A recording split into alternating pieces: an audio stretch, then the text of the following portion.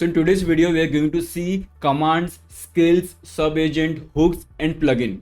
So there are too many things to cover in this particular video. So without wasting much time, let's get started. So in the previous video, we saw what is claude.md file and how its single file can superpower your whole project. If you missed that video, you can click over here and watch that particular video. Now in today's video, we are going to see so many other things with the combination of claude.md file, which will superpower your web journey process a lot. So first, let's come over here. We have a Claude Code. So first thing which we are going to see is the command. So how does the command work? So now whenever you are in the terminal over here, type slash and you'll be seeing so many things over here. So if you scroll down a bit, you'll be seeing a slash command. So slash command are nothing but it's a predefined prompt which has been set behind, which will help you to do certain kind of task. And we'll also be seeing how to create your own custom command over here. So first, let's see, we have a slash help over here. So this will open the website which will help you to navigate through the document of the Claude Code inside the VS Code. Okay, this is the help command, and there is one more command which is init, which you saw in the last video, which help us to create the claude.md file from scratch using your own code base. And there is one more command which is called as compact. So now once we have the prompt written, so we have this whole project over here. If it gets out of the hand, and if there is too many instruction, too many back and forth communication has been done, so you can come over here and write compact. So it will summarize whole communication in a simpler term, and it will store in the memory. So instead of remembering all the communication which has been done, it will summarize it and store in the memory out there. And this way it will save the token and save the cost. And second thing which we are going to learn is skills. And skills are the by far most important features you can see which has been developed by the Anthropic, which is Claude. Now in the left hand side you can see inside the .claude we have the skills over here. So you can create any kind of a skills over here, but it follows the centric structure. So we have a skills folder. Inside that we have one folder which will be the name of the skill. Inside that we'll be having skill.md, and this skill.md will have all the information of what to do. But let me tell you first, what is skill? So now let's say you are running a company. Inside a company there are multiple departments out there. Let's say there is one department called as technical department. Now inside a technical department, you are stuck in certain scenario where you require a skill from someone. So for that you go and take the consultancy, correct? So now that consultancy or the skills that you need to borrow and learn something from someone is called as the skills inside this as well. So there are multiple skills out there. There could be an Excel skill, there could be a GitHub skill, there could be a front-end design skill, there could be a only design skill, multiple skills out there. So there are multiple websites from where you can go and see which all skills you want. There is a front-end skill, back-end skill, full stack skill, designer, tech writer, data. There is another website from where you can go and learn this, get the skill, web app testing, senior backend, UI design, docs, Excel, MCP builder, senior prompt engineer, theme factory, and so on and so forth. There are multiple websites which has been created. So as you can see in this particular website, there are more than 2,69,000 skills, and it is increasing day by day. And there is one more website over here where we can see there are 1,25,937 skills for you. So these skills are by far most important. So from the number of install, you can see these are the skills which people are mostly using. And if I come over here and we'll be seeing there are a number of star. According to the star, you can see these are a skill which people might be using. Okay, so now let's see how you can install the skill or create from the scratch. So let's come over here. Okay, let's come to this particular part, and let's say you require a skill regarding the front-end design. Okay, so we'll copy this part. So we have this whole command, so we'll copy the command. But before that, if you want to read it, you can click on view detail. Inside that you can go to the code, because this code will get downloaded, and we have the name, and the description is very important over here, because your LLM model, your Claude will just read this description and it will identify, do I need to call this particular skill and use this particular skill out there. So this description is very important, but lucky for us, we don't have to write the description. We just should know the command. So as we came over here, and let's go to the overview and copy this particular command. And let's go to the IDE. Let's open one Claude Code and let's paste it over here. And that's it. Let's enter. Now it will ask us to install. So we'll click on yes. So now as you can see, our front-end design skill has been installed. Now if I open it, if I click on the skill.md, the same skill which we saw over there, it has been installed over here. That's how simple it is to install the skill. Okay, so now once we have the skill, how to invoke it? So there are two ways. Most of the time, Claude automatically figure it out which skill I need to invoke. Okay, and there is a sure way to which how it will get invoked is the claude.md file, which we created in the last video. So inside this file, okay, now the how we have this convention, everything, we can come over here and we can write hash skills to use, and you can refer the skill over here. So we have front-end design skill, so you can say something use front-end -design skill whenever there is any change regarding the front-end design. So let's make the spelling mistake change. So yeah, we have the name of our skill, and this skill will be used whenever there is any kind of a change regarding the front-end design. So first it will come, it will read the claude.md file, it will understand what all skills are mentioned over here, it will come over there and see over here. And also there is a third way as well. So if I go to the Claude Code, and now once we mention a skill over here, it automatically becomes a command. So if I write slash and write front-end skill, so we need to restart it, but let me show you a demo for this particular deploy and the explain code. Let's me come and write the deploy /deploy. So we can see /deploy has become a command. So now let me give you an example. So we can say come over here, and let's say we want to have the explanation of something. Okay, so we'll be opening this part, and let's say we want to need an explanation of app.js. So I'll open over here, so we can see there is a app.js file. So let's come write app.js. I need the explanation of this particular file. So now we need the explanation of this particular file, so it will go over there. As we can see, it has called the explain code skill over here. Let us explain this particular file.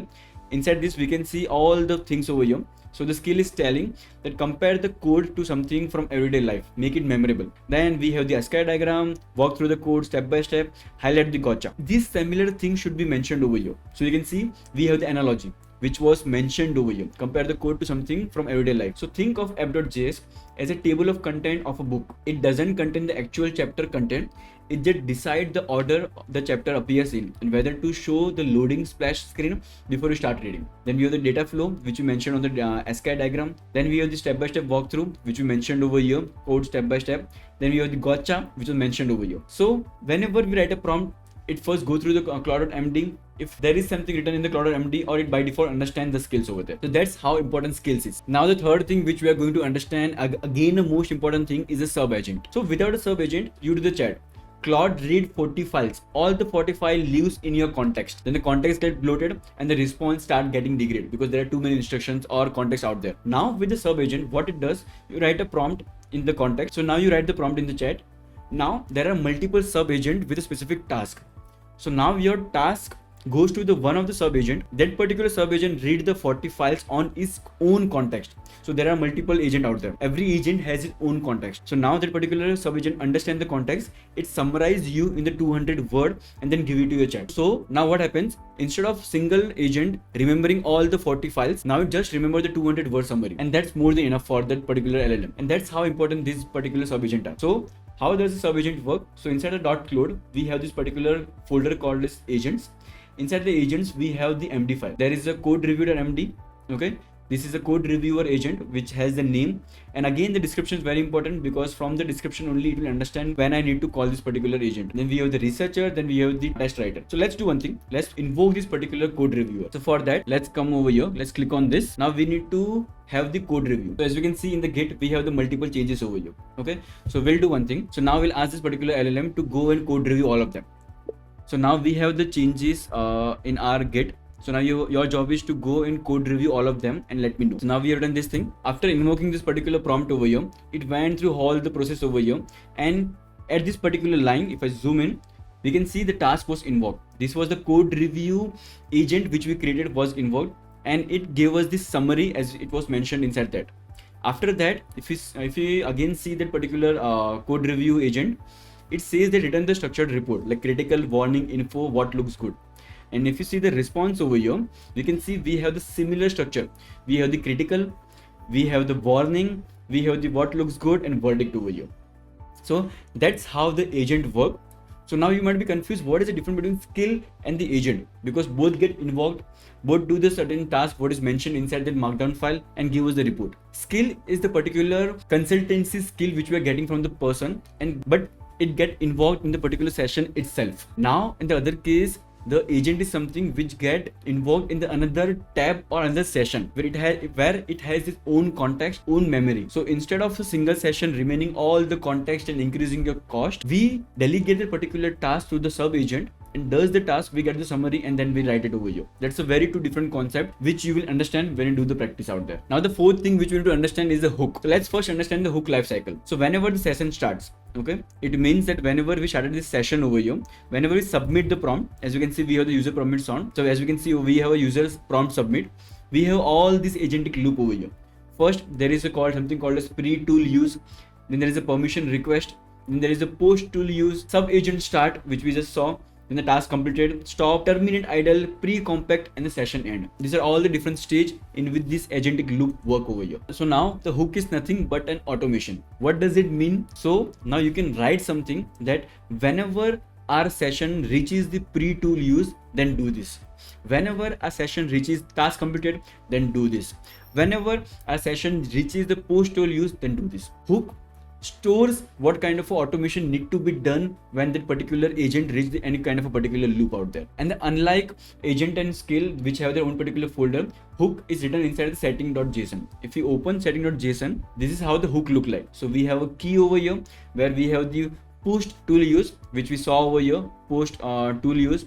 Then we have the PreToolUse. We can write it according to ourselves. Okay. So unlike the agent and skills, we have hook written inside the settings.json over here. So inside there we have the hooks as a key. Then we have the PostToolUse, which we saw over here, PostToolUse. Then we have the PreToolUse, we have the PreToolUse, and then the stop, where we have the stop over here. These are all the hooks over here. And we have the matcher. It means that whenever there is an edit or write, then only then call this particular hook. And we want a command over here, and command means run this particular command over here. Okay. Then we have the PreToolUse. It means that whenever there is any bash command run, okay, at that particular time run this particular command. Okay. Then the stop, we have a command, run this particular command. What does this command do? I won't be going inside that. I just want to show you the explanation of hook and what does the type of automation it does. And now you might be thinking how to create this particular hook. So let me open new session. Okay, I'll come over here and I'll write /hooks. We have the hooks over here. I'll click on that. We'll continue in command terminal. New terminal will get opened over here. Again, automatically claude/hooks will be written. And now it is asking for which hook you want to create. So we'll be creating the PreToolUse. Then do you want add new matcher or match all? So we'll be using the match all. Then add new hook. We'll click on that. What thing you want to do? So we can write hello world. So we are keeping it very simple over here, that whenever there is a PreToolUse, then just print the hello world. So we'll be clicking that, we'll be entering. Now do you want to keep it a local, or you want to keep it a project setting, or you want to keep it a global? So we'll be keeping it a project setting. And now we have this print hello world. So we'll click on that. You want to remove? No. So we won't be removing. So if I close this now, if I come over here, so as we can see, we have another kind of a PreToolUse, which is kind of a match all. If there is nothing written, it means match all. Then we have a command called as print hello world over here. Okay. So for this thing, you need to know a little technical information over here. So this won't work because it's not a command over here, and commands and everything look like this. But you can always go through the Claude and tell him what to do. So this was a very vague prompt because we are not technical person, we don't know it. So what we can do, we can come over here, start a new session, and we can write something. So I want to create a hook, which is an automation which should be happening after the PostToolUse, and it should write hello world. So now you just see the difference. So I don't want to coincide this. That's the reason I mentioned this thing to write inside the PostToolUse. So currently this is our manual work, and now this is automate work. So we'll be entering this. So now it will create the hook. So now as you can see, it knows that you currently have a PreToolUse hook with the print hello world. But if you want as it is a PostToolUse instead, I'll be moving it there. Also, print isn't a valid shell command. As I told you earlier, it was a manual work, so we don't know how it works. That's the reason we wrote a print, but it need to be echo. The command should be used with echo over here. So now it removed that particular command. So as we can see, removed the print hello world from the PreToolUse because there was a mistake. Print isn't a valid shell command. So in the PreToolUse, we can see that has been removed. And now inside the PostToolUse, the same command has been added, but with the valid command. So that's how smart this Claude is. So now I hope you understand how does the hook work. So now the last part we need to understand is the plugin. So now that you have built the command, skills, agent, and hooks, plugins are just how you bundle all of this and share it. Okay. So now inside the Git repo with the .claude structure over here, so we can see we have .claude. So it's like a marketplace where we have the collection of plugin from one source. So now instead of one person manually creating everything like an agent, skills, and the hooks and everything, you can combine all this thing and create one plugin over here. And if you want to download the plugin, it's a very simple thing. Let's open one of the chat. Okay, and then let's come like plugins over here. So we have manage plugin. Let's click on that, and we have a whole marketplace over here where we can install any kind of a plugin we want. So if I want, I can install this front-end plugin. So let me install it and install for this particular project. Let me restart. Yeah, since we already have the front-end design plugin which we installed for the skill part, so it is overridden and we have the same plugin over here. Okay, and if you want to see how does the plugin look like, so we'll come over here and write plugin again. and we can see it is already installed inside this. And if you want to see how does this thing work, so you can click in this particular part and you can see what all information we'll be getting. So we'll be getting this Claude Code plugin.json we have. Okay, so we have this description and everything, and this plugin is kind of a MCP JSON. So we'll be learning what is MCP in the next video. Okay, and so we won't be needing this because we require something which we can use from our current video, which could be skills agent or something like that. Let's come and let's plug in. Yeah, I think this feature dev looks good. So it is a comprehensive feature development workflow with specialized agent for code base exploration, architectural design, and quality review. So we'll open that. Inside this, we can see we have agent, we have commands, and we have the plugins. So let's install that. Let's install this particular part. Install for this project. Let's restart. So now if you come over here and write plugin, and if you see this feature dev Claude plugin official has been installed and it is running over here. So that's how simple it is to install the plugin from the already written plugin. So you don't have to write everything from scratch. Instead, just borrow what already people have written. So now let's understand the final part of this video, which is the decision layer. So there are multiple things which we have understood till now. We have understood what is claude.md, which you saw in the last video. Then we have the skills, we saw the command, we saw the subagent, hooks, plugin. Okay. So now let's walk through the decision tree. Do I repeat this particular task? If you repeat the task, then you can make a command or skill. Should Claude auto detect? Okay, then if it is yes, then you can create a skill for that. If no, then you can create a command. Okay, and then the second question is, should Claude always know this? If it is yes, then you should write inside the claude.md file.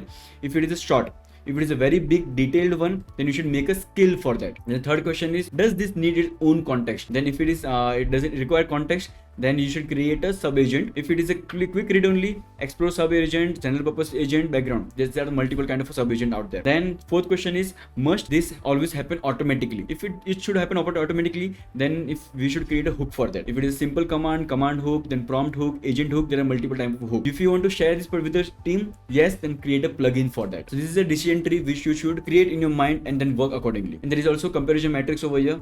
Claude.md, it will always get loaded. It will store in the .claude/claude.md. It's like an employee handbook. Then we have skills. Claude will automatically invoke this. It will rely inside the .claude/skills, as you can see over here, the name of the particular skill, then skill.md. It's like expert consultant on call. Then third, we have the command. You invoke the command with / command over there, which lives in the .claude/command folder and name.md. It is a kind of a speed dial button. Then we have a subagent. It means the Claude delegate the task to the subagent. It lives inside the .claude agent. Then we have the name.md over here. It's like a specialized team member. Then we have the hook, system automatically run. It lives inside the .claude/setting.json over here. It's kind of a smart home rule. Then we have plugin. We install the plugin directly from the GitHub repository. Okay, it's kind of a real world composition where we have different layers. So now I hope you understood what are the different things which we learned and what are the specialized and what are they used for. So I hope you like the video, because in the next video we are also going to see one more layer over here, which is called as the MCP layer. So I hope you like the video. If you like the video, please press the like button. We'll meet in the next video. Till then, take care.